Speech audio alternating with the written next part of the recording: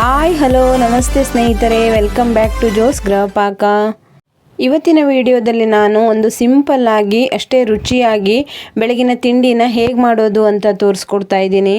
ತುಂಬ ರುಚಿಯಾಗಿರುತ್ತೆ, ಬಹಳ ಬೇಗ ಇದನ್ನು ಮಾಡ್ಕೋಬೋದು. ಬನ್ನಿ ಆಗಿದ್ರೆ ಹೇಗೆ ಮಾಡೋದು ಅಂತ ನೋಡೋಣ. ಮೊದಲಿಗೆ ನಾನಿಲ್ಲಿ ಒಂದು 2.5 ಕಪ್ ಆಗುವಷ್ಟು ದೋಸೆ ಅಕ್ಕಿಯನ್ನು ತಗೊಂಡು ಒಂದು 5 ಚಮಚ ಆಗುವಷ್ಟು ಕಡಲೆಬೇಳೆಯನ್ನು ಹಾಕ್ಕೊಂಡು ಚೆನ್ನಾಗಿ ತೊಳೆದು 3 ರಿಂದ 4 ಗಂಟೆಗಳ ಕಾಲ ಇದನ್ನು ನೆನೆಸಿಟ್ಕೋತಾ ಇದ್ದೀನಿ. ಇದನ್ನು ಜಾಸ್ತಿ ಹೊತ್ತು ನೆನೆಸಿಡಬೇಕಾದ ಅವಶ್ಯಕತೆ ಇಲ್ಲ, 3 ರಿಂದ 4 ಗಂಟೆಗಳ ಕಾಲ ನೆನೆಸಿಟ್ರೆ ಸಾಕಾಗತ್ತೆ. ನೋಡಿ, ಇವಾಗ ಇದು ಚೆನ್ನಾಗಿ ನೆಂದಿದೆ. ನೀರನ್ನೆಲ್ಲ ತೆಕ್ಕೊಂಡು ಇದನ್ನು ಒಂದು ಮಿಕ್ಸಿ ಪಾತ್ರೆಗೆ ಹಾಕಿ ಒಂದು 2 ಬ್ಯಾಚಲ್ಲಿ ಇದನ್ನು ನುಣ್ಣಗೆ ರುಬ್ಬಿಟ್ಕೋತಾ ಇದ್ದೀನಿ. ಅಗತ್ಯವಿರುವಷ್ಟು ನೀರನ್ನು ಹಾಕ್ಕೊಂಡು ಇದನ್ನು ನುಣ್ಣಗೆ ರುಬ್ಕೋಬೇಕು. ರುಬ್ಬಿರುವಂಥ ಹಿಟ್ಟನ್ನು ಒಂದು ಪಾತ್ರೆಗೆ ತೆಗೆದಿಟ್ಕೋತಾ ಇದ್ದೀನಿ. ನೋಡಿ, ಎಲ್ಲ ಅಕ್ಕಿಯನ್ನು ರುಬ್ಕೊಂಡಾದಮೇಲೆ ಅದೇ ಮಿಕ್ಸಿ ಪಾತ್ರೆಗೆ 3 ರಿಂದ 4 ಟೊಮೆಟೊ ಹಣ್ಣನ್ನು ಕಟ್ ಮಾಡಿ ಸೇರಿಸ್ಕೋತಾ ಇದ್ದೀನಿ. ಇಲ್ಲಿ ನೀವು ಟೊಮೆಟೊ ಹಣ್ಣನ್ನು ಫಾರಮ್ ಟೊಮೆಟೊ ಹಣ್ಣನ್ನೇ ತೊಗೋಬೇಕು. ನಾಟಿ ಟೊಮೆಟೊ ಹಣ್ಣನ್ನು ಹಾಕೋದಂದರೆ ಹುಳಿ ಆಗಿಬಿಡುತ್ತೆ, ಅದಕ್ಕೋಸ್ಕರ. ನಂತರದಲ್ಲಿ 1 ಈರುಳ್ಳಿಯನ್ನು ಕಟ್ ಮಾಡಿ ಹಾಕೋತಾ ಇದ್ದೀನಿ. ಹಾಗೆಯೇ ಖಾರಕ್ಕೆ 3 ಹಸಿಮೆಣಸಿನಕಾಯಿಯನ್ನು ಹಾಕೋತಾ ಇದ್ದೀನಿ. ಸಣ್ಣ ಪೀಸ್ ಆಗುವಷ್ಟು ಶುಂಠಿಯನ್ನು ಹಾಕ್ಕೊಂಡು ಒಂದು 2 ಚಮಚ ಆಗುವಷ್ಟು ಹಸಿಮೆಣಸಿನ ಪುಡಿಯನ್ನು ಹಾಕ್ಕೊಂಡು ಅರ್ಧ ಚಮಚ ಆಗುವಷ್ಟು ಅರಿಶಿನ ಪುಡಿಯನ್ನು ಹಾಕ್ಕೋತಾ ಇದ್ದೀನಿ.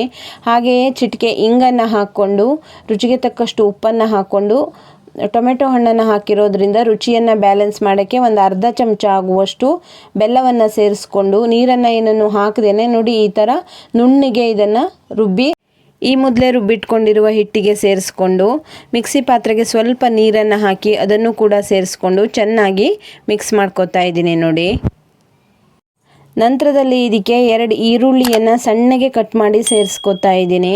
ಹಾಗೆಯೇ ಸ್ವಲ್ಪ ಕರಿಬೇವು ಕೊತ್ತಂಬರಿ ಸೊಪ್ಪನ್ನು ಸಣ್ಣಗೆ ಕಟ್ ಮಾಡಿ ಸೇರಿಸ್ಕೋತಾ ಇದ್ದೀನಿ. ನಂತರದಲ್ಲಿ 1 ಚಮಚ ಆಗುವಷ್ಟು ಜೀರಿಗೆಯನ್ನು ಹಾಕ್ಕೊಂಡು ಚೆನ್ನಾಗಿ ಇದನ್ನು ಮಿಕ್ಸ್ ಮಾಡ್ಕೋತಾ ಇದ್ದೀನಿ. ಈ ಹಿಟ್ಟನ್ನು ನೀವು ನೆನೆಸಿಡಬೇಕಾದ ಅವಶ್ಯಕತೆ ಇಲ್ಲ, ರುಬ್ಬಿದ ತಕ್ಷಣ ಮಾಡ್ಕೋಬಹುದು, ತುಂಬ ರುಚಿಯಾಗಿರುತ್ತೆ. ನೋಡಿ, ಈ ಥರ ಚೆನ್ನಾಗಿ ಮಿಕ್ಸ್ ಮಾಡ್ಕೊಂಡಾದಮೇಲೆ ಇದಕ್ಕೆ ಒಂದು ಅರ್ಧ ಚಮಚ ಆಗುವಷ್ಟು ಈನೋ ಪೌಡರನ್ನು ಸೇರಿಸ್ಕೊಂಡು ಸ್ವಲ್ಪ ನೀರನ್ನು ಹಾಕ್ಕೊಂಡು ಚೆನ್ನಾಗಿ ಮಿಕ್ಸ್ ಮಾಡ್ಕೋತಾ ಇದ್ದೀನಿ. ನೋಡಿ, ನೀವಿಲ್ಲಿ ಈನೋ ಬದಲಿಗೆ ಅಡುಗೆ ಸೋಡಾನ್ನು ಕೂಡ ಬಳಸ್ಕೋಬಹುದು. ನೋಡಿ, ಈ ಕಡೆ ಕಾವಲಿ ಕೂಡ ಕಾಯಕ್ಕಿಟ್ಟಿದ್ದೆ, ಅದು ಕೂಡ ಹದವಾಗಿ ಕಾದಿದೆ. ಕಾದಿರುವಂಥ ಕಾವಲಿಗೆ ಎಣ್ಣೆಯನ್ನು ಸವರ್ಕೊಂಡು ರೆಡಿ ಮಾಡಿ ಇಟ್ಕೊಂಡಿರುವ ಹಿಟ್ಟನ್ನು ಹಾಕಿ ಈ ಥರ ಸೌಟಿನಲ್ಲಿ ಇದನ್ನು ಹರಡ್ಕೋಬೇಕು.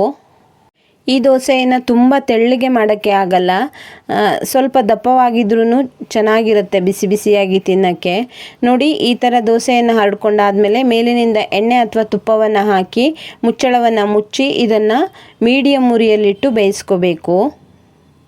ನೋಡಿ, ಇವಾಗ ದೋಸೆ ಬೆಂದಿದೆ, ಇದನ್ನು ನಾನು ತಿರ್ಸಿ ಹಾಕ್ಕೋತಾ ಇದ್ದೀನಿ. ನೋಡಿ, ಈ ದೋಸೆ ಬಿಸಿ ಬಿಸಿ ಇರಬೇಕಾದ್ರೇ ಚಟ್ನಿ ಅಥವಾ ತುಪ್ಪದ ಜೊತೆ ತಿನ್ನೋಕ್ಕೆ ತುಂಬ ರುಚಿಯಾಗಿರುತ್ತೆ. ತುಪ್ಪ ಅಥವಾ ಚಟ್ನಿ ಏನು ಇಲ್ಲದೆ ಕೂಡ ಇದನ್ನು ತಿನ್ಬೋದು, ಮಸಾಲೆ ಎಲ್ಲ ಹಾಕಿ ಮಾಡಿರೋದ್ರಿಂದ ಹಾಗೆ ಕೂಡ ತಿನ್ಬೋದು. ನೋಡಿ, ಇವಾಗ ಸಖತ್ ಟೇಸ್ಟಿಯಾಗಿರುವಂತಹ ಟೊಮೆಟೊ ದೋಸೆ ರೆಡಿಯಾಗಿದೆ. ಇದನ್ನು ನೀವು ಮಕ್ಕಳ ಲಂಚ್ ಬಾಕ್ಸಿಗೂ ಕೂಡ ಹಾಕಿ ಕಳಿಸ್ಬೋದು. ಇವತ್ತಿನ ಈ ಟೊಮೆಟೊ ದೋಸೆ ನಿಮಗೆ ಇಷ್ಟವಾದರೆ ಲೈಕ್ ಮಾಡಿ, ಹಾಗೆಯೇ ನಿಮ್ಮ ಫ್ರೆಂಡ್ಸ್ ಆ್ಯಂಡ್ ಫ್ಯಾಮಿಲಿಗೆ ಶೇರ್ ಮಾಡಿ.